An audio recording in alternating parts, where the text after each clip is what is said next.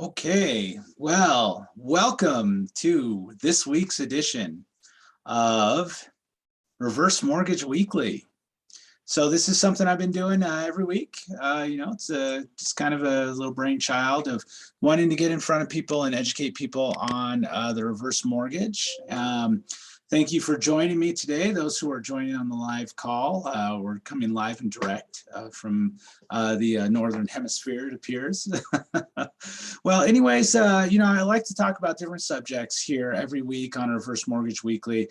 Today's subject, I thought I would get a tiny little bit polite and but a little bit confrontational because there's a lot of negative things that you hear about reverse mortgages. So let's dive into it. I mean, what's the reality? What isn't the reality? A lot of people don't like these programs. Some of them really like the programs. Of course, those who see the benefits of the programs that I've seen in people's lives is just tremendous. It's incredible. It's a life-changing event for a lot of my clients. But most of the people who do not like these programs are people who don't have one. So let's just dive right into it here. I'm going to share my screen here so we can get things, get a slideshow going so you don't have to stare at my mugshot here the whole time. So here we are. This is just a presentation that I do. Let me go ahead and minimize that. So one of the things that I always go into almost every time with classes that I teach is why are these a bad idea? Why are people looking at these and saying, before they even look at the benefits, they just completely dismiss it as a scam or a way to take your house or something like that.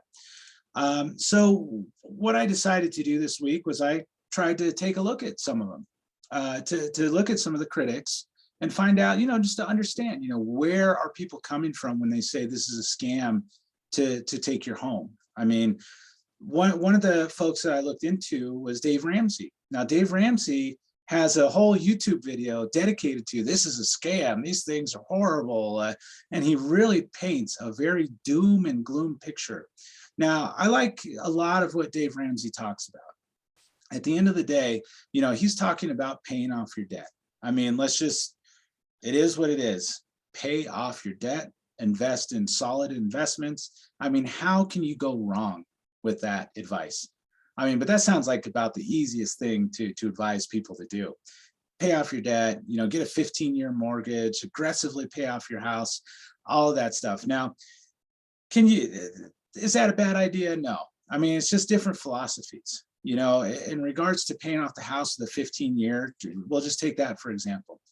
I don't like that. I never have. I know that there are some people, oh, you're going to pay so much less interest. Well, the thing is about shortening your term is you also increase your mortgage payment quite a bit. Now, anybody who knows how an amortization schedule works, it's kind of like a ice cream cone, where the cone is the actual you paying off your mortgage part. Now, the longer your term, the more ice cream scoops you have on the top. So it takes you longer to eat that cone. Well, one of my philosophies is that yes, you're going to pay less interest on a 15-year mortgage, but your payment's also going to go up significantly, $500, $600, $700 per month. So my advice is to get a 30-year mortgage. You don't have to pay it off in 30 years. You can pay it off in 15 if you want. You can take the same payment that you'd be paying on a 15-year and pay it directly towards your principal. You're bypassing the whole amortization schedule at that point. And what you end up doing is you may end up paying your loan off faster because you're not putting yourself in that track of the amortization schedule. So on a 30-year mortgage, you can pay your loan off in 15 years. You're just not forced to. What if you have a car expense or you want to invest that $600 or $700 a month in something else? Well, if you lock yourself into a 15-year term, you're locked in. You're paying that. And yes, there's something to be said about discipline and getting it done and all of that. But you can still pay a loan off in 15 years with a 30-year term. You're just not forced to.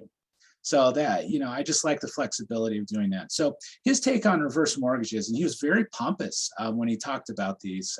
He cited a article, I think it was in the New York Times or Wall Street Journal or something like that, that was a very negative article about reverse mortgages. And it started talking about how a good portion of these are in foreclosure and how people were losing their homes, and it was a horrible idea. And when the person who wrote the article reached out to some of these large lenders like AAG in particular, those are the, Tom Selleck is out there doing commercials for them, selling reverse mortgages. But the article said that they reached out to these large lenders about the amount of people that were in default on these mortgages. And what they said was that there was no comment, that no one in the whole company was willing to say anything about a negative article about their business. I find that pretty hard to believe. I really do. Now, let's get one thing straight from the start with the reverse mortgage. You cannot go into foreclosure on a reverse mortgage for not paying your payment, because the payment is optional. That's why people love these programs, because you can stay in your house for the rest of your life and not have to worry about making a mortgage payment. I have a lot of older men that come to me to do these that are married. Women have figured out how to live a little longer than most men. These usually take care of your bodies more. I mean, us men are, the machismo, we don't go to the doctor. We don't, take care of ourselves. Yeah, I'll eat the hamburger and drink the beer, all that stuff. So most women have learned how to live a little longer than men. So, a lot of older men will come to me and do these loans because they want to make sure that their wife is protected in the event that they pass before she does. Now, for them to set something up for them both to come together and say, you know what, let's protect each other and put something in place where you don't ever have to make a mortgage payment if you don't want to. I mean, there is a monthly payment, don't get me wrong. It's just that it's optional. You don't have to make it if you don't want to. But you could be in a position where you can stay in the house that you've lived, that you've built together, the neighbors, the neighborhood, stay in your home for the rest of your life without having to make a mortgage payment out of pocket. Now, you still have to pay it, but you pay it at the end. You don't pay it during the loan process. And yes, there is negative amortization that happens with a reverse mortgage. So that compounding interest that all the financial planners talk about, that Dave Ramsey talks about, which is, I think, is a good thing, that's working in reverse on the reverse mortgage. There's no way around it. That's the way the program works. That's how it is. But what I really found offensive about his response to this article is that he made it sound like it was the reverse mortgage, and the article made it sound like it was the reverse mortgage that did this. Now, one of the big things that people have to realize about these programs is that they will not pay your taxes and insurance for you. In some cases, they can. That's called what they call a loan expectancy or life expectancy set aside. It's the LISA account. And in some cases, we'll set those up if you're not able to pay your taxes, insurance, HOA, and maintenance of the property. If we find that you have your credit is poor, or you don't have the amount of cash flow to cover those items, yes, we will set that in place. We'll pay the taxes and insurance for you as a lender. But by and large, most people are responsible for their own taxes and insurance.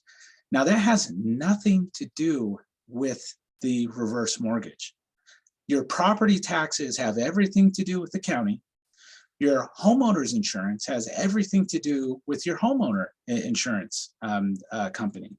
They're not tied into the mortgage. I mean, they are in a sense, in the fact that if, like for instance, the Marshall Fire or something like that, people will, submit those claims to their lender or to their insurance company and get paid out on those claims.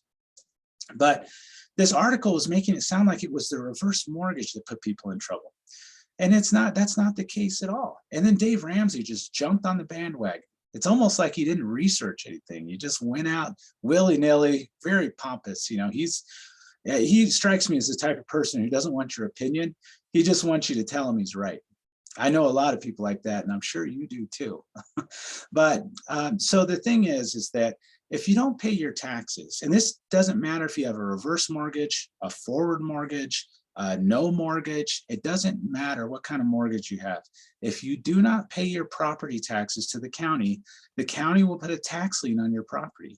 People can pay for those tax liens, and yes, you can lose your house that way. Same thing with your insurance. Insurance, however, a lot of times if there is a lien on the property, if there's a mortgage on the property, if you don't pay your insurance, they will force place it. They will say, you know what, and they have items in the note and in the deed of trust that say, look, if you don't insure the property, if we put a lien on your property, if we're putting a mortgage on your house and you don't insure it, we will insure it for you at our cost. And usually that cost is about double or triple what you would normally pay for a regular insurance policy.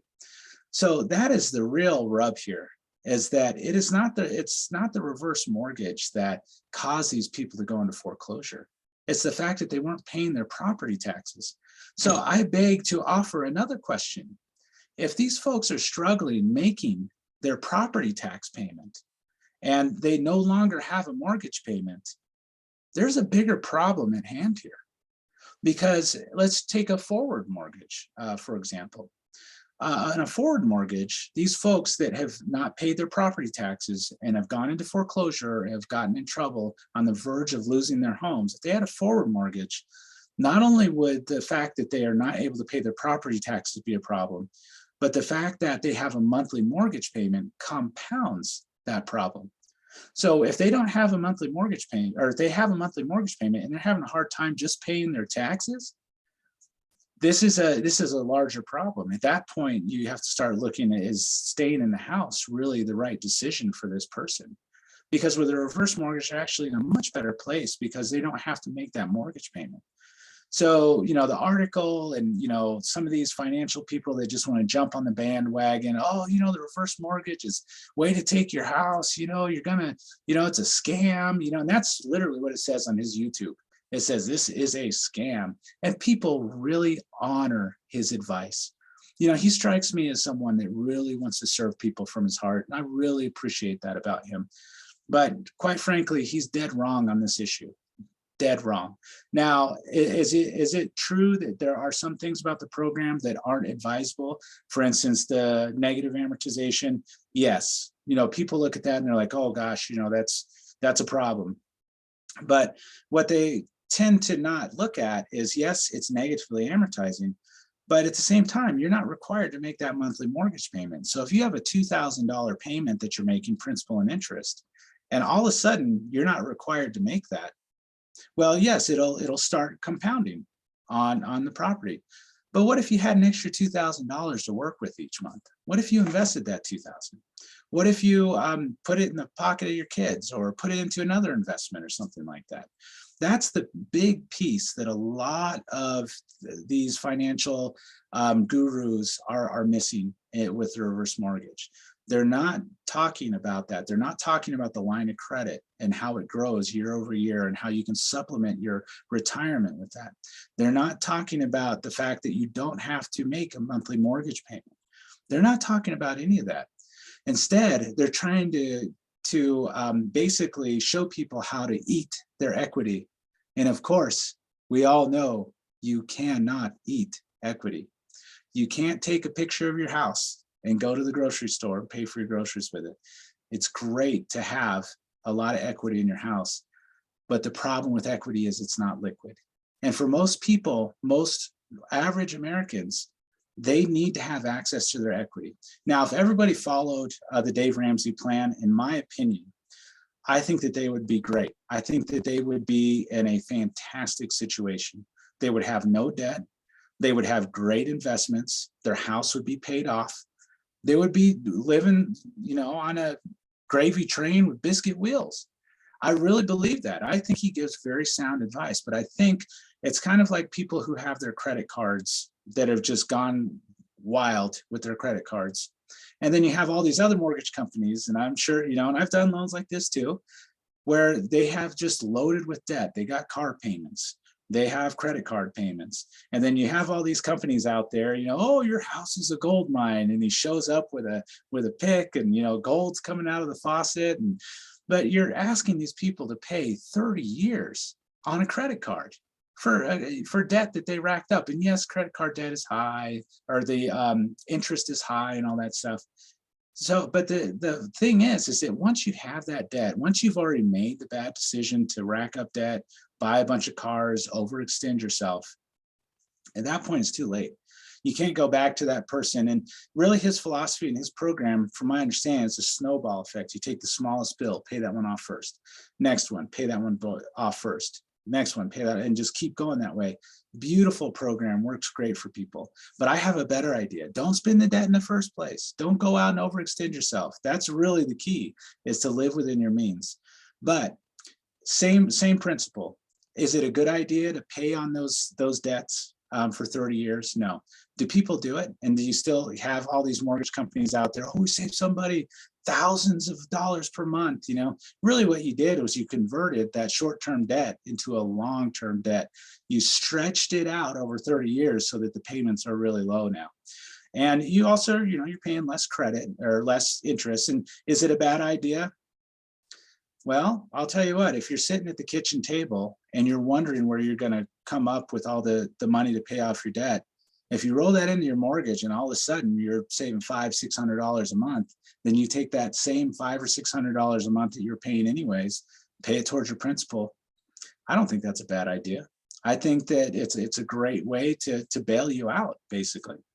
So same thing with the reverse mortgage. Ideally, every single senior would have their loan paid off free and clear. No one would have a mortgage. But in the case, if you already have a mortgage and you're paying, you know, $2,000 a month principal and interest, and you're saying to yourself, I want to retire, but I can't because I don't want to lose my house. This is where my kids grew up. I know my neighbors. I know my neighborhood. I love my house. I've put all of my heart, my soul into this place. I put an addition. I'm the one who built the fireplace, all this stuff, all these sentimental values. You don't have to make the decision, oh, well, I better get up and go to work today because I can't afford my mortgage payment. No, there's a better way. There's a better option to look at in regards to that. So that's my little rant today, because, you know, if you look online, you get all kinds of mixed messages, you know, and even this message, you know, this may be airing, you know, after I'm, you know, long and in the ground, who knows? No one may ever see this, who knows? It may just be talking to myself. But at the end of the day, these are the facts. I mean, this is what I think people need to look at, a full disclosure and a full thing, because there's no reason for people to be breaking their backs, working themselves down to the bone, if they're in a position where they have equity that they can tap into, and something that they can really make use of in regards to their home equity, and doing something worthwhile for their self and for their family. So that's kind of my little rant today. You know, I'm doing this every week. Every Thursday, I'm going live at 11 o'clock for 20 minutes. Eventually, you know, I'd like to do it from multiple locations. Have guests on, interview them. I have a few interviews that we'll be putting up, you know, just from YouTube and things like that. But I feel it's very important that people hear all sides of the stories when it comes to the reverse mortgage and what it can really do for people. You know, there's definitely bad things about the program, but that doesn't mean it should overshadow the good things about the program. But the bottom line is I really feel like people should know the facts, and then you can make your own decision. You know, just don't hear it from one side, because as the example I gave today, I mean, if you're just hearing it from one side, then, you know, it's kind of like hearing, you know, whenever there's bills brought up in the Senate or Congress, whatever, you have people who are for the bill and you have the opposition. And then people make their case, and then you make a decision on your own. But that's really what I want people to do, is start thinking a little bit more freely and getting more information and seeing it from all sides. So anyways, it looks like we got one person online here. So thank you, that one person. You get 2 thumbs up today. But I hope you have a wonderful rest of your day. And as always, I'm wishing you peace, prosperity, health, goodwill in everything that you do. And I hope you have a wonderful rest of your day. Thanks a lot.